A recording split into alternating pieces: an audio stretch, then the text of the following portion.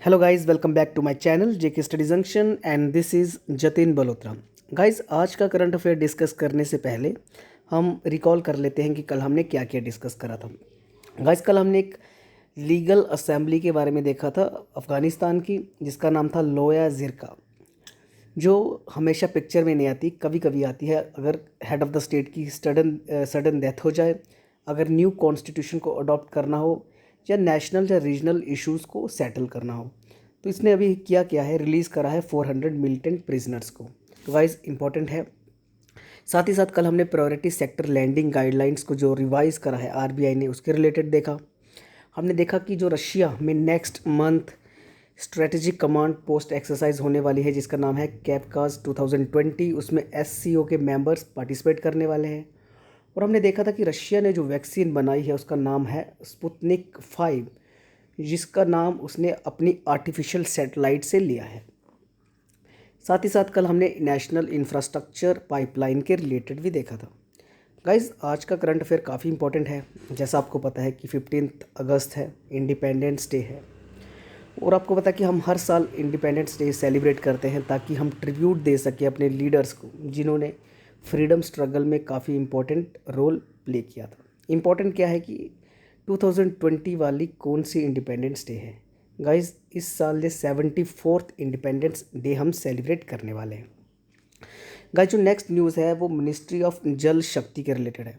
Guys, आपको पता है कि जल शक्ति का नाम पहले मिनिस्ट्री ऑफ वाटर रिसोर्स थी, अभी उसका नाम जल शक्ति कर दिया गया है। इसका एक प्रोजेक्ट है नेशनल हाइड्रोलॉजी प्रोजेक्ट। उसने एक लॉन्च किया है new version of the India water resource information system, कि जो वाटर रिसोर्सेज हैं उनकी इन्फॉर्मेशन हमें किस तरीके से शेयर करनी है। सो इसका प्रोजेक्ट है। और साथ ही साथ गाइज, मैं बता दूं कि जल शक्ति का एक प्रोजेक्ट है कि हमें 2022 तक हर घर को पानी देना है 500 लीटर पर हाउस होल्ड।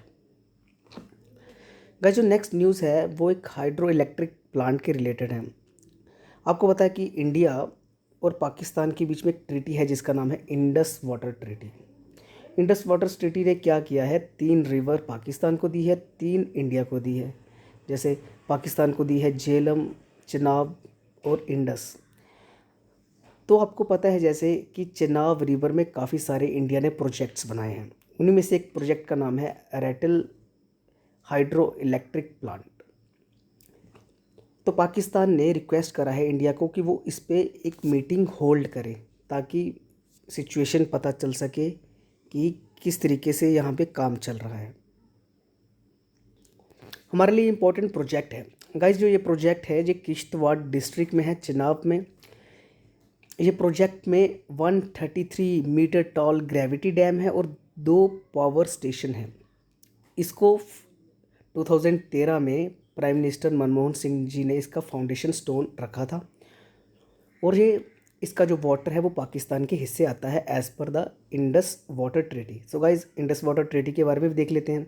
1960 में ये साइन करी गई थी नेहरू जी और अयूब खान जी के बीच में।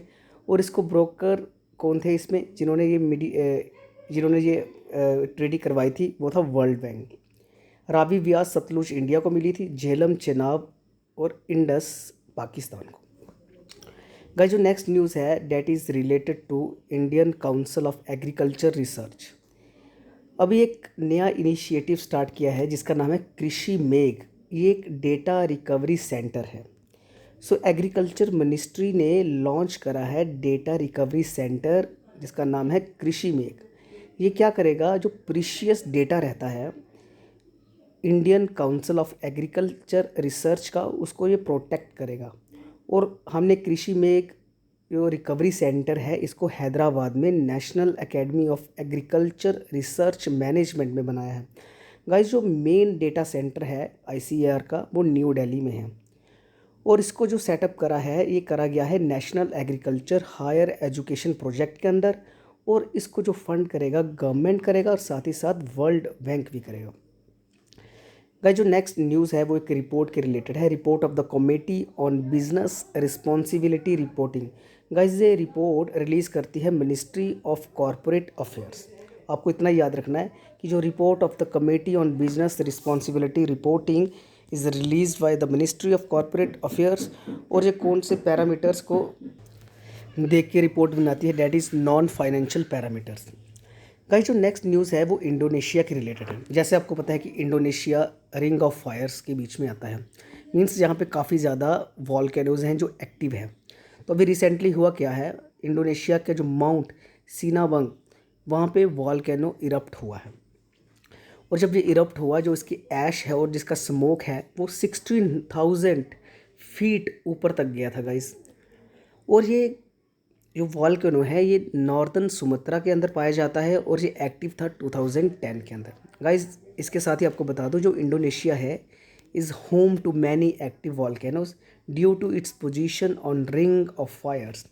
और जो रिंग ऑफ फायर्स है उसमें 75% वर्ल्ड के वॉल्केनोज आते हैं और 90% अर्थक्वेक्स आते हैं।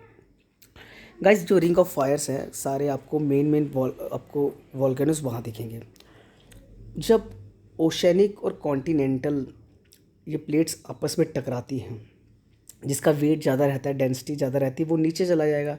तो जब ओशियन वाली प्लेट जब नीचे जाती है गाइस, तो होता क्या है, वो पानी भी नीचे चला गया।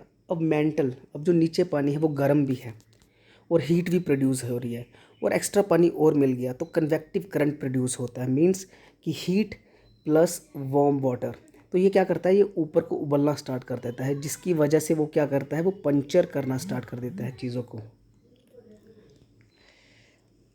और वो अर्थ को पंचर करता है गाइस। जिस तरीके से हमारे वॉल्केनोज बाहर निकलते हैं। तो गाइस ये था टोटल आज का डिस्कशन। आई होप कि आपको अच्छा लगा होगा। Thank you very much for watching this video.